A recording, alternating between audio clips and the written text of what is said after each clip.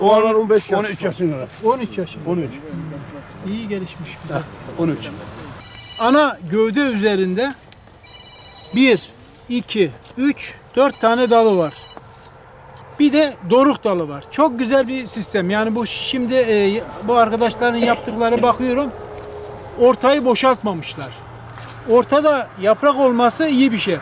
Yapraklandığı zaman Haziran'da bu üstten dolu geldiği zaman şuralara düşmez. Önce yapraklara çarpar. Dolayısıyla şuraya zarar vermez.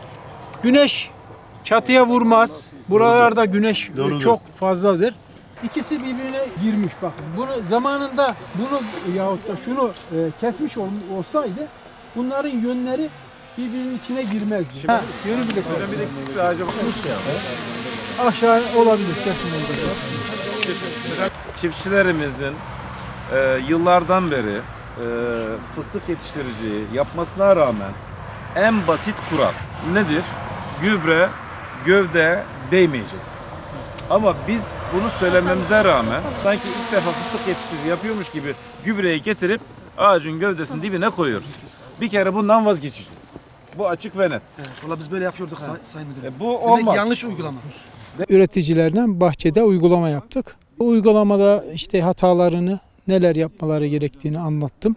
Özellikle Antep fıstığı budama mutlaka yapılması gerekir. Çünkü her sene dal kurumaları, dal gelişmelerinden kaynaklı sıkışmalar meydana geliyor ve bunların telafi edilmesi lazım. Eğer yeni bahçe kuracaklarsa da Antep fıstığa uygun terbiye sistemi oluşturmaları lazım. Doruk dallı sistem uygulamaları lazım. Çünkü bizim yöremizde, bölgemizde güneş şiddeti fazladır. Özellikle yanmalar meydana gelmektedir. Çatısını gölgeleyecek şekilde bir doruk dalı bırakacak şekilde terbiye oluşturup her sene ağaçta %10 gibi bir kesimler yapmaları lazım. Bu kesimleri de özellikle sıkışmış, birbirinin üstüne binmiş, gölgelenme meydana getiren dalları çıkarma şeklinde yapmak lazım. Budama verimi ve meyve kalitesini artırdığından %30'luk mesela bir budama yaptığınız zaman bu hatalı oluyor. Dolayısıyla %10 gibi ağacınızın yaşına bağlı, gelişmesine bağlı, sizin sulama durumunuza bağlı, gübreleme durumunuza bağlı ağacın budama şiddetini ayarlamanız lazım.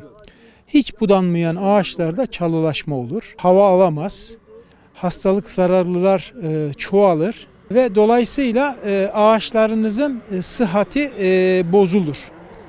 Özellikle budama artıklarını bahçenizde bırakmamanız lazım. Budama artıklarında çoğalan karagöz kurdu dediğimiz bir zararlı vardır ki çok zararlıdır.